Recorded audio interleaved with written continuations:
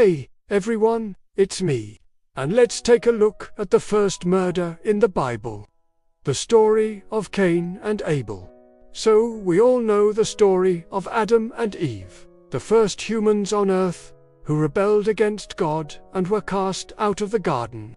To their great sorrow, they quickly learned that life outside the garden was hard and painful. But God promised them that one day a Redeemer would come and crush the head of the serpent, referring to Satan, who tempted Eve to eat the forbidden fruit. In the meantime, they would have to rely on God's grace and persevere through the hardships of life. Adam and Eve had two sons, Cain and Abel. Cain was the older brother by about 2 years. Cain was a farmer, and Abel was a shepherd, taking care of the sheep and goats. One day each brought an offering or gift to God. Abel brought the best portion of his flock, the firstborn male lamb, while Cain brought some of the fruit of the ground. Now, this is interesting because the word offering here can be translated gift, and so some people think that maybe Abel understood that God wanted a blood sacrifice, whereas Cain simply brought God some food.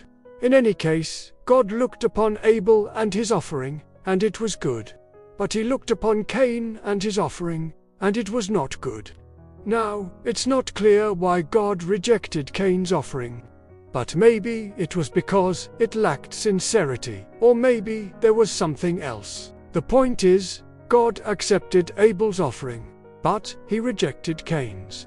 And this made Cain very angry. He was seething with jealousy and hatred towards his little brother.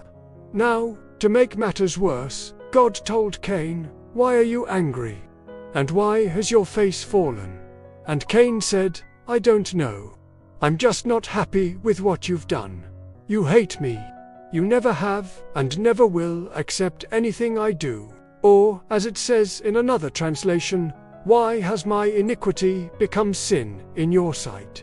I shall not know what to do because of the multitude of your ways." So Cain felt that God had treated him unjustly, and that he didn't really have a chance. And so he decided to do something drastic. He took his brother Abel out into the field and killed him, thus committing the first murder in human history. When God asked Cain where his brother was, he replied, "Am I my brother's keeper?" In other words, what does it have to do with me?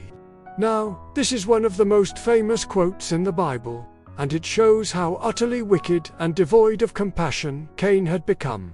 And although Cain tried to deny his crime, God knew what he had done, and so he cursed Cain, saying, "Listen, from now on you will wander over the earth as a restless wanderer, never able to settle in one place. For those who kill a human, whoever sheds human blood, by human's blood shall that person be shed. For God made man in his own image." So God punished Cain for his crime, but he also showed mercy towards him. God marked Cain so that no one would kill him, knowing that he would become an outcast wandering the earth. Now, some people might ask, if God knew that Cain would be killed, if he stayed in the garden, why didn't he just keep him in the garden? But we have to remember that humans have free will, and so, even if God kept Cain in the garden, Cain would have probably rebelled against God anyway, since it was in his nature. That's why God made the penalty for murder, eye for an eye, because humans are responsible for their actions.